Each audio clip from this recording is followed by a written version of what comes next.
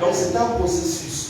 Et quand on dit processus, c'est un processus qui va à son rythme. Donc pour avoir une totale guérison de son âme, il faut demeurer dans l'assemblée, il faut demeurer dans la parole de Dieu. Et c'est cette parole de Dieu qui nous transforme et qui va faire en sorte que nous puissions être guéris totalement, que notre volonté soit guidée maintenant par la parole de Dieu, que notre intelligence soit maintenant guidée par la parole de Dieu, tous nos sentiments, notre connaissance et notre raisonnement soient guidés par la parole de Dieu. Amen. Amen. Il y a aussi la guérison du corps. Donc c'est tout ce qui touche la chair et nos os. Donc tout ce qui est le corps, le charnel. Donc à quoi consiste la guérison du corps? La guérison du corps, c'est lorsque Dieu qui a créé ce corps remplace, guérit ou vraiment opère un changement total en fait dans notre corps. Amen. Amen. La parole pouvait dire dans 2 Rois 20 au verset 5, c'est l'histoire du roi Ézéchias. La parole dit, retourne annoncer à Ézéchias, le chef de mon peuple, voici ce que dit l'Éternel, le Dieu de ton ancêtre David. J'ai entendu ta prière et j'ai vu tes larmes. Je vais te guérir et dès après-demain, tu pourras monter à la maison de l'Éternel. Amen. Donc, le roi Ézéchias avait un problème, il était malade et c'était lui qui était le chef du peuple de Dieu. Donc, il a crié à Dieu.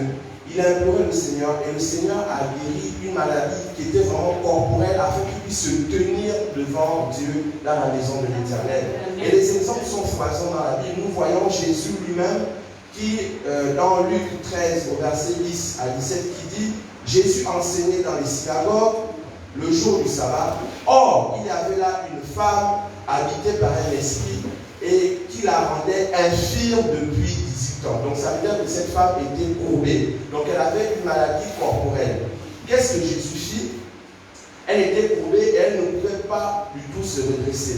Lorsqu'il la vit, Jésus lui adressa la parole et lui dit, femme, tu es délivrée de ton infirmité. Amen. Il posa les mains sur elle et immédiatement elle se redressa. Elle se mit à célébrer la gloire de Dieu. Et je crois que dans cette salle, ce dimanche, il y a des personnes courbées qui sont infirmes, que ce soit mentalement, spirituellement, qui vont recevoir le toucher de Dieu.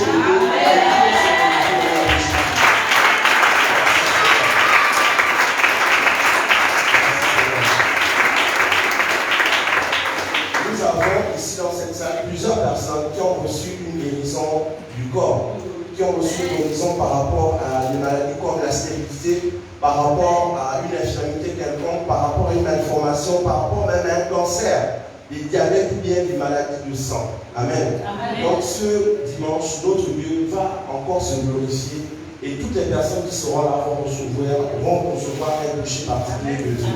C'est pourquoi en fait on fait cet enseignement. C'est pour savoir comment recevoir la guérison, quelle attitude avoir, comme le pasteur pourrait le dire. On va aussi parler de toutes ces personnes qui reçoivent la main du Seigneur, mais qui à la fin ne manifestent pas la guérison. Pourquoi? Quelles sont ces attitudes qu'il faut totalement bannir autour de nous afin de recevoir pleinement la guérison du Seigneur? Après la guérison corporelle et la guérison de l'âme, il y a également la guérison spirituelle. Donc c'est tout ce qui touche en fait au monde invisible. Alors on parle ici là donc de guérison, de délivrance, on parle aussi d'oppression démoniaque. On parle de malédiction, parfois héritée de nos parents. Nous parlons même de folie. La guérison de la folie est totalement surnaturelle. C'est dans le monde invisible que l'on soigne la folie. Ce n'est pas avec des médicaments et des cachets. On a aussi le problème de mari de nuit, de femme de nuit. Tout ça, ce sont des problèmes, des maladies en fait, qui sont spirituelles et qui reçoivent une guérison par la main du Seigneur. Amen. Gloire à Dieu. Vraiment, c'est important. Jésus guérit encore aujourd'hui. Il guérit encore. Amen. Amen. Effectivement, les guérisons dans tous leurs aspects sont vraiment profondes. Elles sont profondes. Nous pouvons avoir même l'exemple de David aussi, dans la Bible, lorsqu'il a péché avec Bathsheba. Son âme était dans l'affliction. Il a dû recourir au fait à son Seigneur. Il n'arrêtait pas de prier, réclamer encore la miséricorde de l'Éternel. Et lorsqu'il a reçu sa guérison de l'âme, il a repris ses combats. Pour beaucoup, nous avons cette maladie de l'âme et nous n'en sommes pas conscients. D'aucuns vont mettre ça sur la personnalité. Je suis de personnalité timide, je suis renfermée. Mais quelque part, ça peut cacher effectivement une maladie de l'âme. D'autres même sont irritables. Pour un rien, elle réagit. Pour un rien, elle est colérique. Ça peut être également le signe qui manifeste que notre âme, au fait, est touchée par quelque chose qui ne plaît pas Dieu. Et nous devons effectivement, dans ces temps-là, recourir effectivement à la présence de Dieu pour recevoir notre guérison. Amen.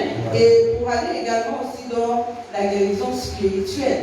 Beaucoup pensent que le temps de Dieu va sonner. Mais le temps de Dieu, lui, il a sonné depuis. Comme tu lui as donné ta vie, amen. Il a disposé des grâces qui étaient les tiennes. Mais il y a cette maladie dans le spirituel qui t'empêche au fait de rentrer dans tes grâces par rapport à ta vie maritale, par rapport à ton emploi, par rapport à ce que même la qualité de vie sociale aussi. Il y a des personnes qui sont dans la société, sont simplement repoussées.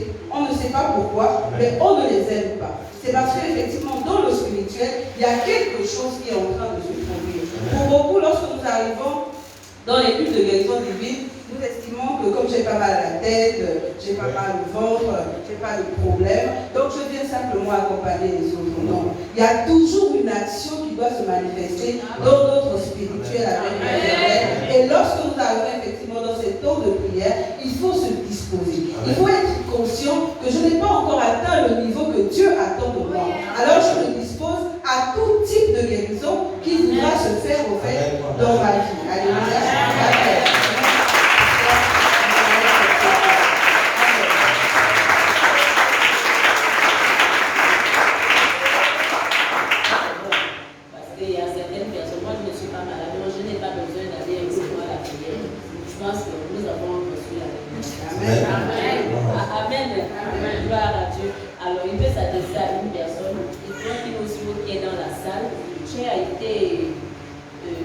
Maintenant le désespoir avec les situations de la vie, tu t'es plongé dans l'alcool, dans la drogue, tu te dis c'est fini pour moi.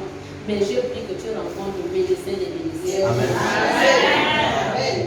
Gloire à Dieu. Alors nous allons passer au bienfait et nous allons commencer par le pasteur assistant Michael. Amen, gloire à Dieu. Alors, il y a plusieurs bienfaits à recevoir la guérison. Ils sont nombreux. Nous n'avons pris que quelques-uns afin de vous montrer en fait quel est en fait ce bonheur en fait de recevoir la guérison du Seigneur. Avant de commencer les bienfaits, je voudrais en fait partager avec vous un témoignage qui concerne ma vie. Pendant plus de 2 ans, je n'arrivais pas à manger la nourriture épicée. J'avais ce qu'on appelle des reflux gastriques. Donc à chaque fois que je mangeais le cube ou bien la roue magique, la nuit je ne dormais pas parce que mon estomac brûlait. Et j'ai fait plus de 2 ans en dormant toujours à côté de moi avec une bouteille d'eau. Et un jour, lorsque on était ici lors d'un culte sur la maison divine, le pasteur a reçu du Seigneur qui avait quelqu'un dans la salle qui avait mal à l'estomac. Et je me disais, bon, mal à l'estomac, c'est peut-être avoir la diarrhée. Et j'hésitais à me lever. Et après, je me suis dit, bon, qu'importe, je suis là pour recevoir quelque chose. Donc, je suis allé devant, j'ai reçu le toucher de Dieu. Et je vous assure, jusqu'aujourd'hui, je n'ai plus mal à l'estomac. Avant, j'étais à l'eau de la mission.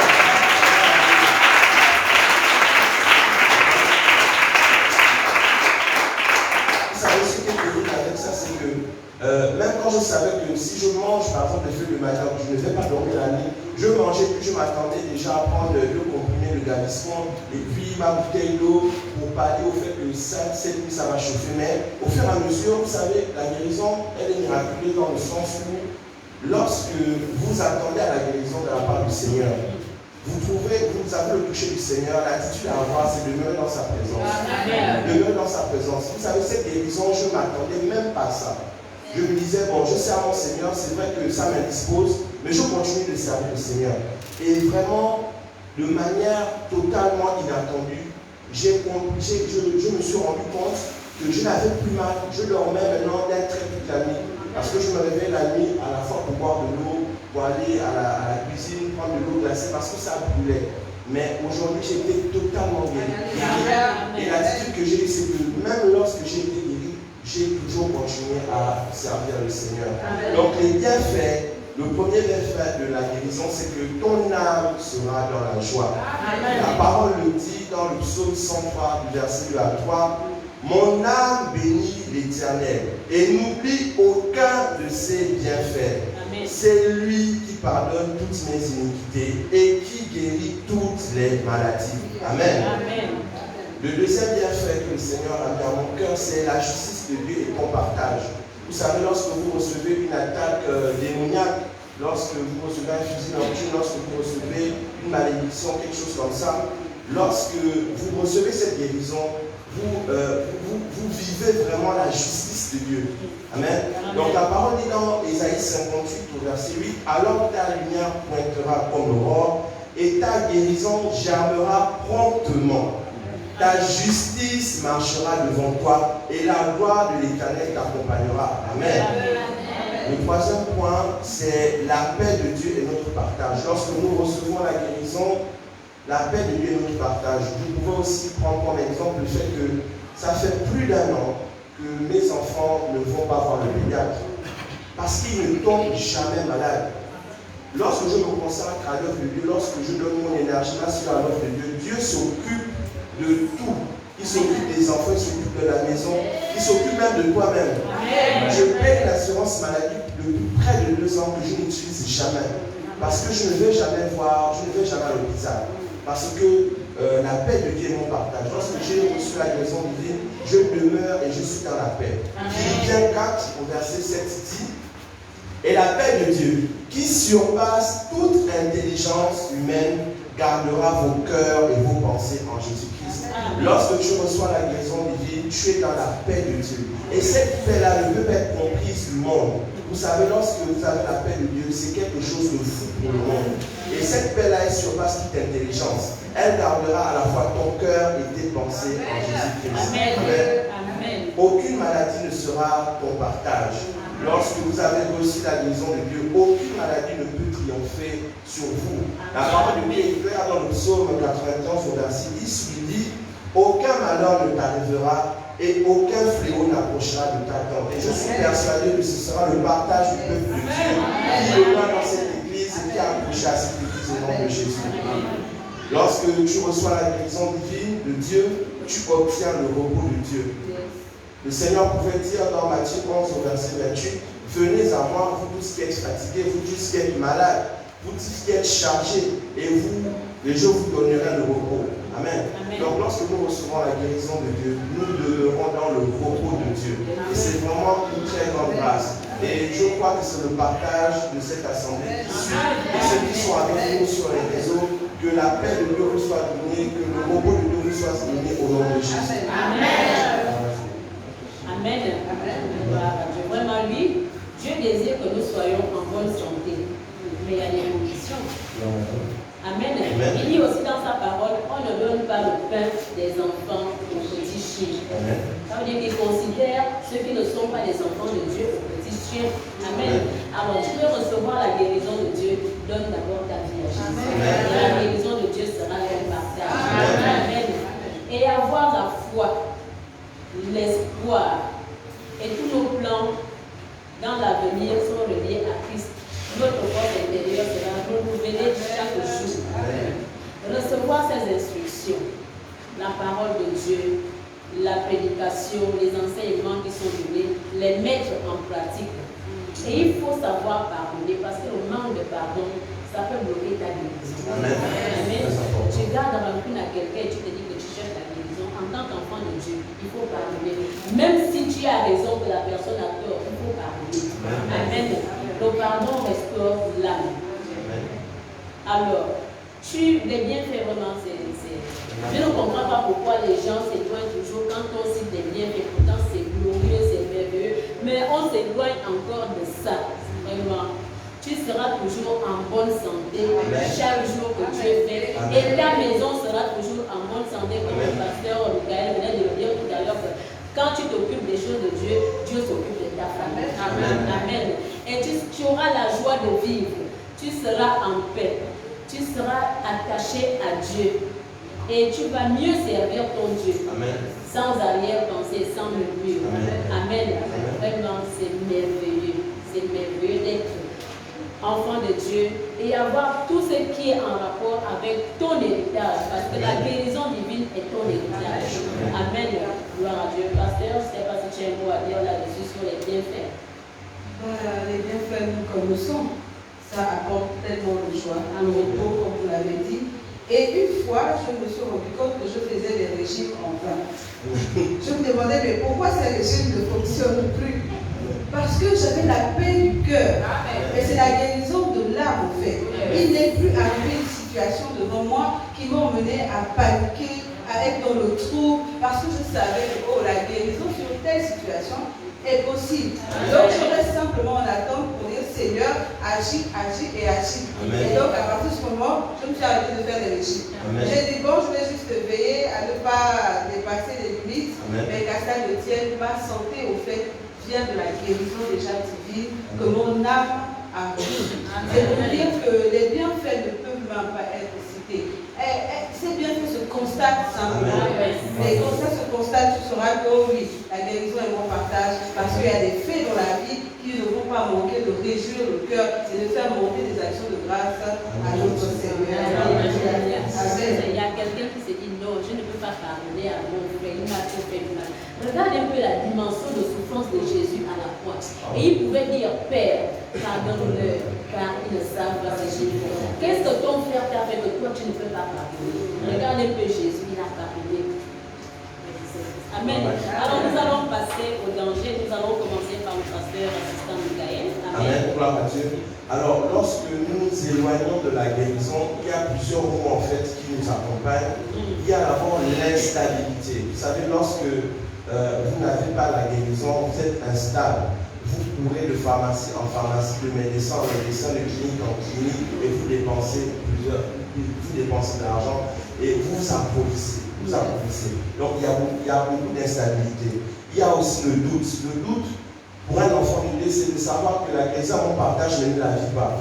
Et donc on demeure en fait dans une psychose, dans un doute, dans un questionnement permanent. Et ce questionnement fait en sorte que nous nous ralentissons, nous n'avons pas à décoller dans notre vie, parce que nous demeurons dans le doute, alors que la guérison est notre partage. Il y a aussi la peur. Lorsque nous n'avons pas la guérison, nous demeurons dans la peur parce que nous avons la peur de mourir, la peur du lendemain, la peur de savoir si demain je vais me réveiller, si quel est le mal qui va encore m'atteindre demain, et on devient beaucoup superstitieux. Je l'ai vécu même dans ma famille avec ma propre maman. Lorsqu'elle a quelque chose qui l'arrive, c'est forcément le père, la mère, les frères et les sœurs.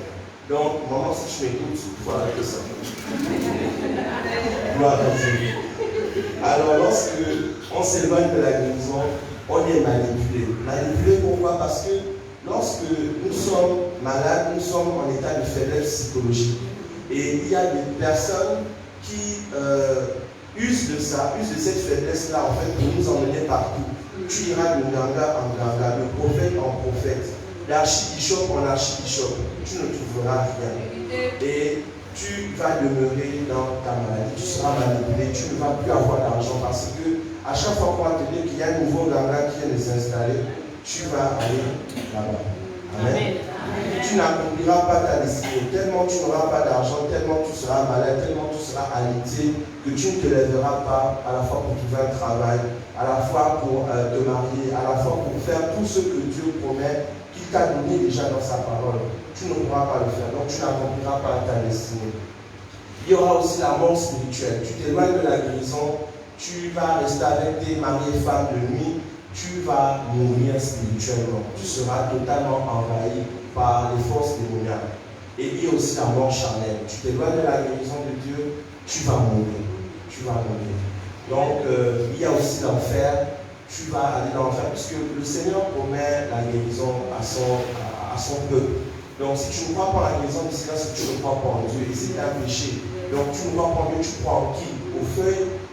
Tu crois en quoi?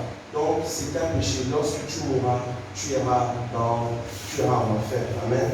C'est ce que le Seigneur nous a inspiré par rapport à l'éloignement de la guérison. Quels sont les mots en fait qui vont s'attacher à cette personne? Voilà. C'est dangereux. C'est dangereux. Je pense que ça ne valait même pas la peine de penser ça. Mais il faut quand même citer quelque chose. Amen. Parce que vous avez quelque chose à dire là-dessus. Oh non, je crois que notre pasteur Michael a fait vraiment le tour. Nous savons ce qui nous encourt de ne pas croire en la guérison de l'Éternel en tant qu'enfant de Dieu. Amen. Amen. En fait, ça doit faire peur quand on parle déjà de la mort spirituelle. Nous disons que l'enfer, mort spirituelle. En fait, moi, ça me fait peur. Voilà pourquoi moi, je préfère rester, demeurer à chercher la guérison divine et dans le chemin que j'ai choisi à marcher avec Christ. Amen. Alors, comment obtenir cette guérison? Pasteur assistant d'ailleurs, Pamela. Amen. Comment obtenir cette guérison? Sachant déjà que Dieu guérit par son onction. Amen. Amen. Et cette onction, elle est souveraine, elle fait comme elle veut. Mais où trouvons-nous cette onction? Nous la trouvons dans la présence de Dieu. Amen. Alors, lorsque nous sommes en assemblée et que nous puissions sentir la présence de notre Seigneur, l'onction disponible, comme pendant les cultes de guérison divine, nous devons avoir une attitude disposée à recevoir. Parce que nous avons déjà vu un enseignement ici par rapport à l'onction sur la vie de l'homme de Dieu. Et nous avons dit que Dieu avait établi cette onction pour nous. Alors, lorsque cette onction est disponible, sois aussi disponible à la recevoir. Alléluia. Ça, c'est vraiment la première manière que le Seigneur utilise pour nous guérir. Donc, nous devons être réceptifs à l'onction de Dieu disponible dans les moments. On a Acte 19, versets 11 à 12 qui nous dit: et Dieu faisait des miracles extraordinaires par les mains de Paul, au point qu'on appliquait sur les malades des linges ou des mouchoirs qui avaient touché son corps, et les maladies les quittaient et les esprits malins sortaient. C'est par la puissance de l'onction qui reposait sur ses habits, sur ses mouchoirs, qu'effectivement les personnes se retrouvaient touchées. Alléluia. Et nous savons aussi que Dieu guérit par l'imposition des mains. Il a dit dans Marc 16, versets 17 à 18, voici les miracles qui accompagneront ceux qui auront cru. En mon nom, ils chasseront les démons, ils parleront de nouvelles langues, ils saisiront des serpents, s'ils boivent des breuvages mortels, il ne leur fera aucun mal. Ils imposeront les mains aux malades et les malades seront guéris. C'est certain. Lorsque tu reçois l'imposition des mains, c'est certain que tu reçois la guérison. Alléluia. Donc il faut déjà comprendre aussi que cette imposition des mains est l'action de la guérison que Dieu est en train d'établir sur ma vie. Et il faut fortement y croire. Alléluia. Amen. Au-delà de cela aussi, par l'huile d'onction aussi, Dieu nous donne la guérison. Amen. Marc 6, verset 13 nous dit: il chassait beaucoup de démons et il poignait d'huile beaucoup de malades et les guérissait. Amen. Par l'huile d'onction également, nous recevons la guérison. C'est pourquoi pendant les cultes de guérison, le pasteur va utiliser plusieurs, il va agir d'une manière à une autre vers une personne à une autre. Alléluia. Sur moi, on peut simplement de nous, c'est pour ça que nous servons. Effectivement, nous avons également l'huile d'onction aussi dans nos maisons. Lorsque nous nous retrouvons seuls et que nous n'avons pas la possibilité d'appeler un ancien, de recevoir l'imposition de main, mais tu as l'huile d'onction dans ta maison. Et la parole de Dieu dit qu'en moignant d'huile, nous recevons la guérison des malades. Alléluia. Et sachant également que c'est en croyant du cœur et en confessant de la bouche que nous obtiendrons la guérison. Marc 11, verset 23 dit: je vous le dis en vérité, si quelqu'un dit à cette montagne, ôte-toi de là et jette-toi dans la mer, et s'il ne doute point en son cœur, mais croit que ce qu'il dit arrive, il le verra s'accomplir. Alors tu sais que tu as une difficulté dans ta vie qui ne glorifie pas Dieu. Tu es dans une situation de maladie, crois et confesse que je suis guéri. Le diagnostic médical a établi un cancer sur ma vie. L'heure de recevoir le toucher de Dieu est arrivée. Je m'approche, l'homme de Dieu va me toucher comme la parole de Dieu a dit. Je dois croire dans mon cœur et confesser déjà de ma bouche. Ce n'est pas rester dans la pensée et dire que je sais que je suis guéri dans la pensée. Non, il faut le confesser, que je déclare que je suis guéri. Parce que tout ce que l'Éternel a mis au-devant de moi comme pratique de guérison sont en manifestation. Alléluia. Donc il faut croire du cœur et confesser que nous avons reçu la guérison. Il nous dit encore dans Matthieu 18, verset 19 à 20, je vous le dis, que si deux d'entre vous s'accordent sur la terre pour demander une chose quelconque, elle leur sera accordée par mon Père qui est dans les cieux. Amen. Lorsque nous sommes en assemblée, nous sommes plus d'un. Alléluia. Et lorsque l'homme de Dieu viens prier pour toi. Tu n'es plus seul. Alléluia. Alors donc ce qu'il déclare dans ta vie à cet instant pour la guérison, mais le Père qui est dans les cieux l'accomplira.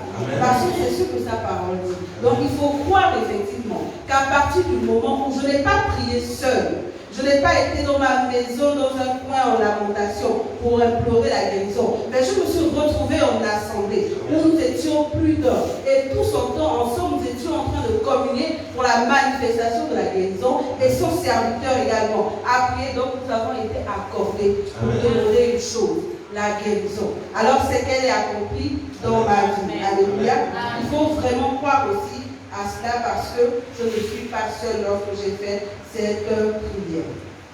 Et Marc 11, 22 nous dit, Marc 11, 24, pardon, c'est pourquoi je vous dis, tout ce que vous demandez en priant, croyez que vous l'avez reçu et vous le verrez s'accomplir.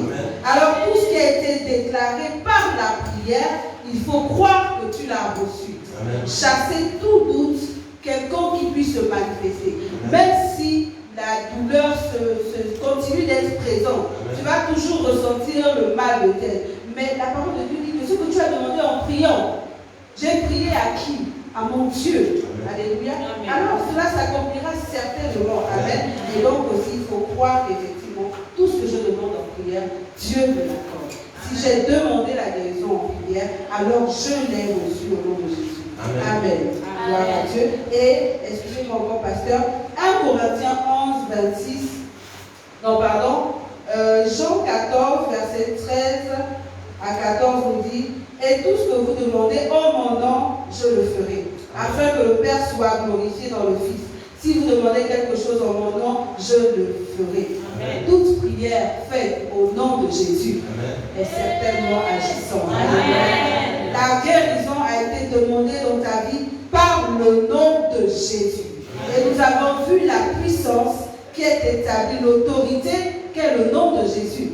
Alors il faut croire également que le nom de Jésus est suffisant pour agir sur ma situation de maladie. Si le nom de Jésus a été proclamé sur ma vie, c'est que ma guérison est à germer promptement, comme vous l'avez dit dans les années. Alléluia.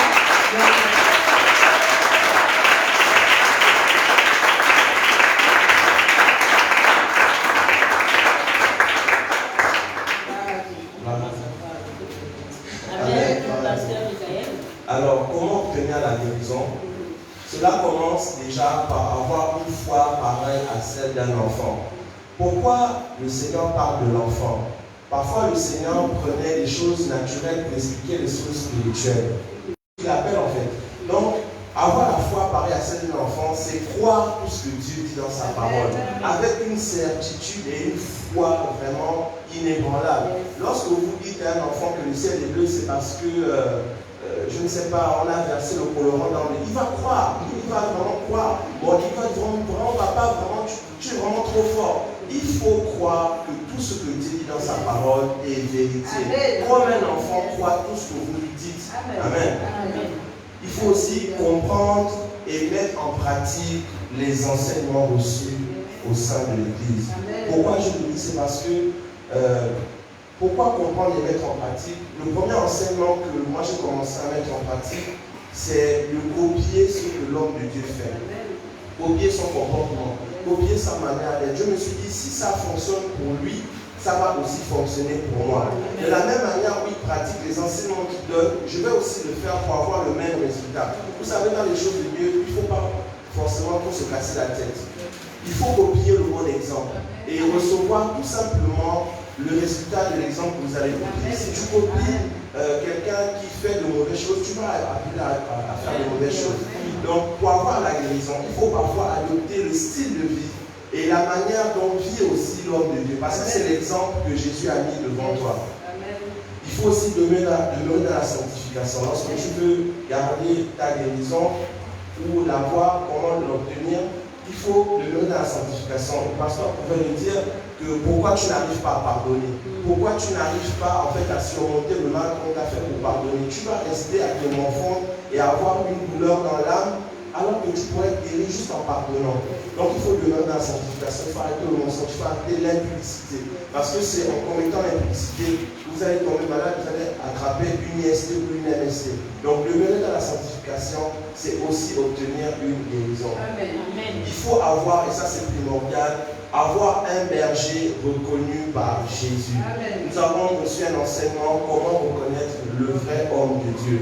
Tous ces enseignements doivent nous servir à avoir comme modèle un moine que Jésus reconnaît, copier son style de vie, être et demeurer à côté de lui afin de recevoir l'onction qui sort de lui et demeurer tout simplement dans la guérison.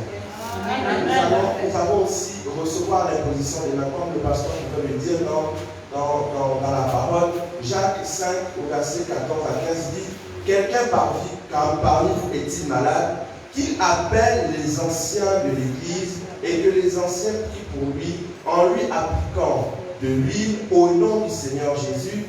La prière de la foi sauvera le malade et le Seigneur le relèvera.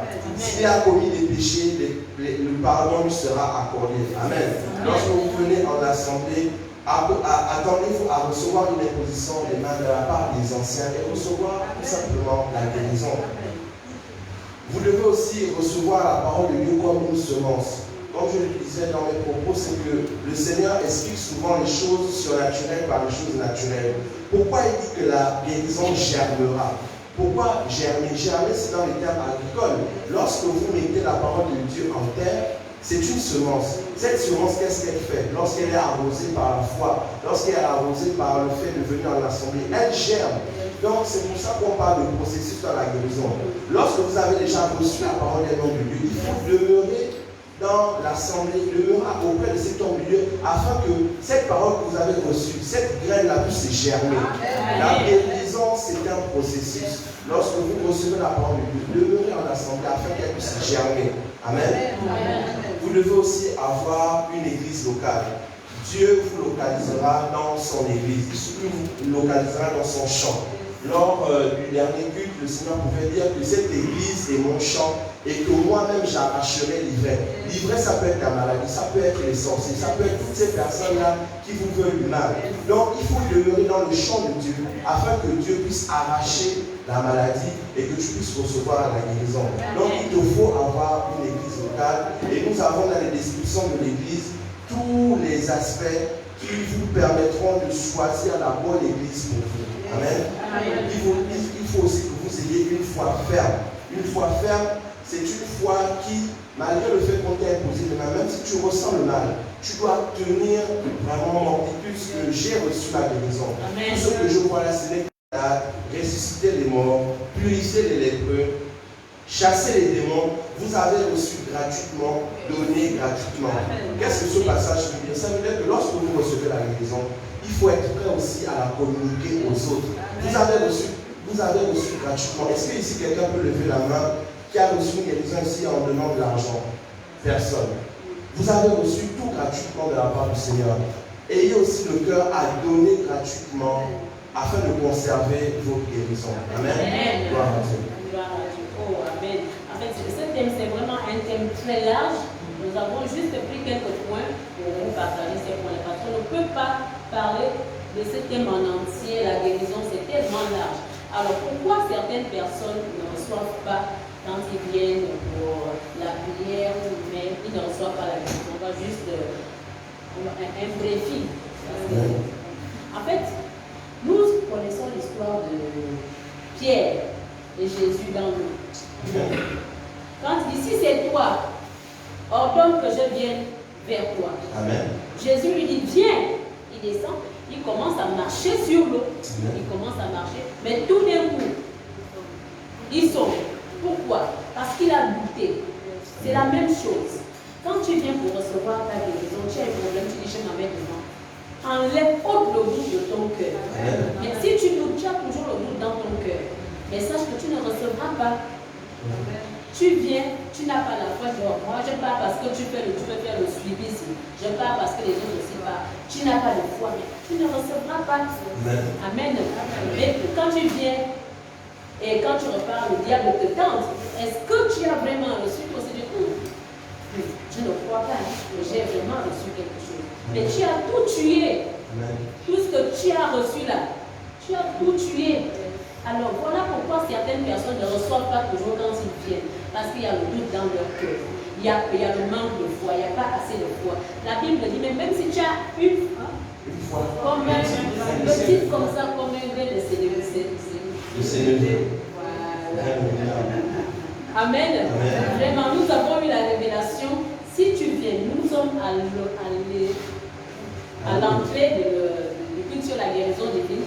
Même si tu n'as pas de problème, tu as peut-être une blessure émotionnelle, mais viens avec la foi et ôte le doute de ton cœur.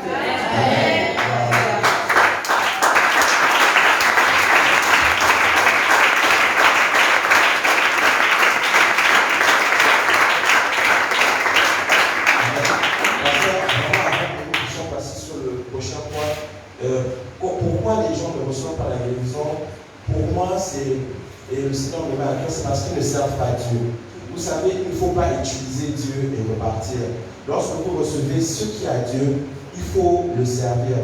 Le pasteur pourrait prendre un exemple. Si tu reçois dans ton compte chaque jour 1 million d'inconnus, la première chose que tu vas chercher à savoir, c'est qui est cet inconnu qui m'envoie de l'argent.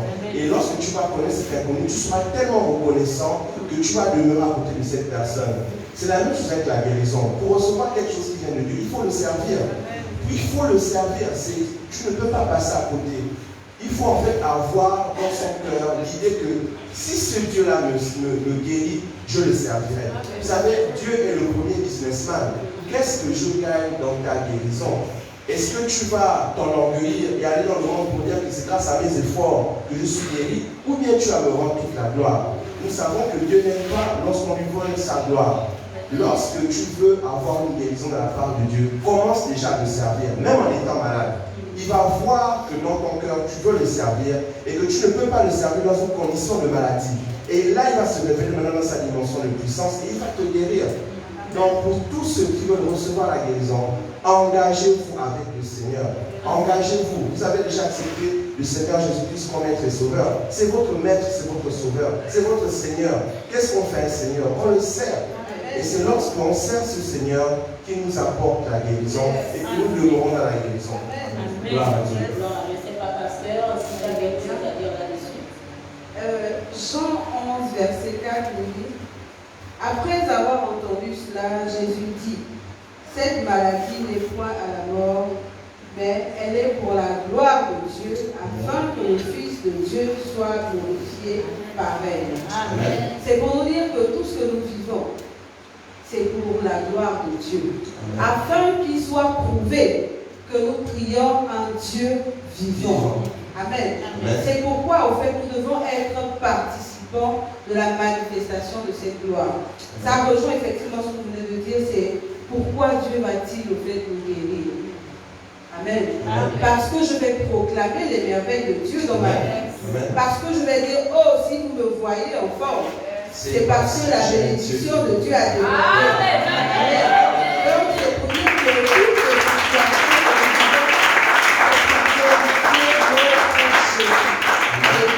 alors, lorsque nous sommes effectivement dans un état de maladie, il faut pouvoir se dire, je m'avance encore afin que la gloire de Dieu soit manifestée dans ma vie. Parce que c'est ce que sa parole a dit. Alléluia. Et nous devons vraiment conserver les guérisons que nous recevons. Amen. Comme vous l'avez dit, dans sa présence, en écoutant la parole de Dieu, en la mettant en pratique, en faisant cette parole au fait notre vie, partout où nous sommes, nous devons pouvoir proclamer la parole du Seigneur et Sauveur, de celui à qui nous avons donné nos vies, le Seigneur Jésus. Amen.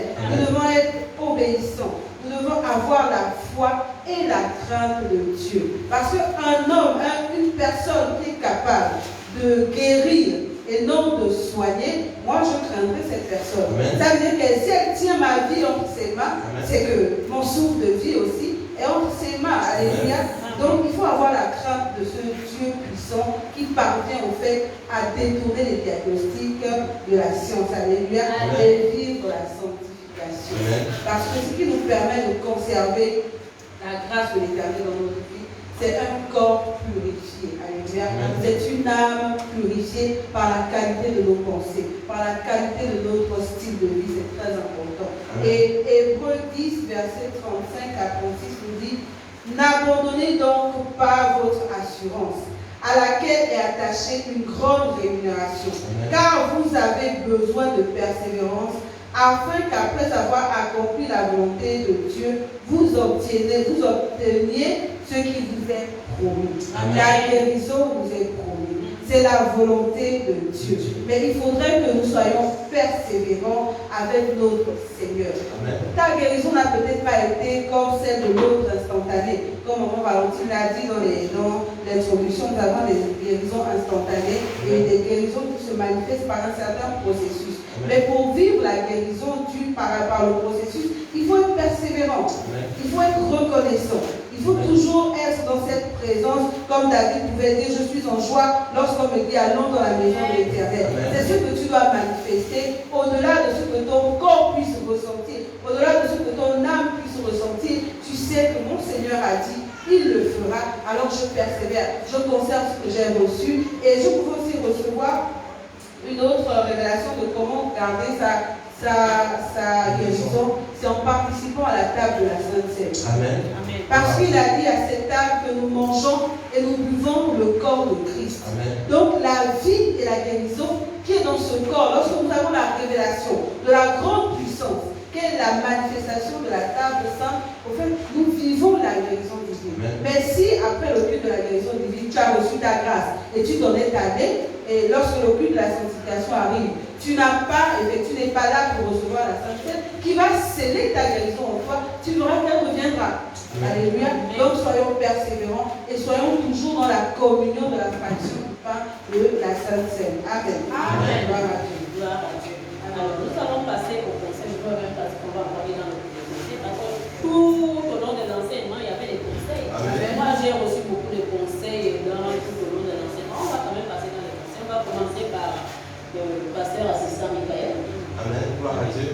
Alors, le premier conseil que je peux donner pour conserver vraiment sa guérison, c'est comme je pouvais le dire, et je l'ai répété encore, dans Josué 24, verset 14, la parole de Dieu dit: maintenant, craignez l'Éternel et servez-le avec intégrité et fidélité. Amen. Faites disparaître les dieux qu'ont servi vos pères de l'autre côté du fleuve en Égypte et servez l'Éternel. Ce passage est très important. Pourquoi? Parce que lorsque je me balade dans les réseaux sociaux, je vois souvent des gens qui disent qu'il faut toujours il faut toujours s'identifier à une culture. La culture en elle n'est pas mauvaise, mais lorsque on y met trop les pieds, on va se retrouver à une situation de non-retour. C'est toi qui es à l'église, mais c'est toi qui va un peu au banja. C'est toi qui es à l'église, mais c'est toi qui, quand on te dit il faut se laver l'hysope, c'est toi qui es le premier à faire les bains, parce que c'est la culture. Parce que ta grand-mère a craché dans la bassine et peut-être t'as dit lave-toi avec. C'est toi qui vas encore prendre le souffle de la grand-mère. Vous savez, le choix de Jésus, c'est un choix fort. Au-delà de toute culture, au-delà de toute religion haute, le choix de Jésus est le meilleur. Que tu sois fort pour nous, je ne sais pas, le choix de Jésus est le meilleur. Donc, à un moment donné, ce n'est pas qu'il faille en fait rejeter cette culture. Il y a des choses bonnes à l'intérieur, mais toutes les choses ne sont pas bonnes en fait à mélanger avec les choses de Dieu. Donc, lorsque tu veux conserver ta guérison, accroche-toi seulement à Jésus et laisse tout le reste. Si on dit que tu es acculturé, tant pis, au moins tu es en bonne santé. Amen. Vous savez, je suis allé accompagner mon beau-père qui avait le Covid à l'hôpital d'Abondje, et ce que j'ai vu là-bas, moi, depuis que je sers le Seigneur, ça fait plus de 2 ans que je vais à l'hôpital. Je ne sais pas c'est quoi les hôpitaux. Et lorsque je suis arrivé, j'ai vu des gens avec le respirateur, avec les poches pour faire pipi ou pour faire les selles. Ça m'a choqué, j'étais mal à l'aise parce que je ne connais pas cet environnement-là. Et lorsque je suis revenu le lendemain à ton boulot, je me suis dit: Seigneur, moi qui je peux parfois avoir une fatigue, lorsque dans le service, parfois c'est éprouvant, parfois c'est un peu dur. Je me plains parfois, mais lorsque j'ai vu ça, je dis vraiment, vaut mieux être dans ta maison, te servir, que d'être dans cette position-là. Amen. Donc, lorsque vous voulez vous plaindre de votre condition de vie, regardez, faites un tour au niveau de l'Institut du cancer. Faites un tour au niveau de la CONAC pour voir les malades du Covid. Vous qui êtes là, vous êtes des chanceux, vous êtes vraiment des élus de Dieu. Et la guérison vous partage.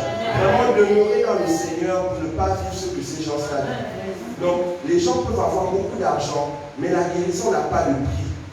Elle n'a pas de prix. On ne peut pas compter en argent la guérison. L'homme le plus riche du monde, celui qui a créé les téléphones Apple, est mort du cancer. Est mort du cancer. Parfois, je dis au pasteur, mais pourquoi ces gens-là ne se trompent pas dans une piscine d'argent et puis ils reçoivent guéri? L'argent ne guérit pas. Il n'y a que Dieu qui guérit. Vous voyez, ce soir-là, mon beau-père avait déjà dépensé 600 000 et il n'était pas encore guéri. Juste pour faire des examens pour savoir qu'il avait le Covid. Et je l'ai attrapé, je l'ai porté, je l'ai même embrassé lorsque je l'ai laissé, mais je n'ai jamais eu le Covid. Depuis que le Covid est dans ce pays, je ne sais pas ce que c'est. Parce que je demeure auprès du Seigneur et je reste attaché à lui.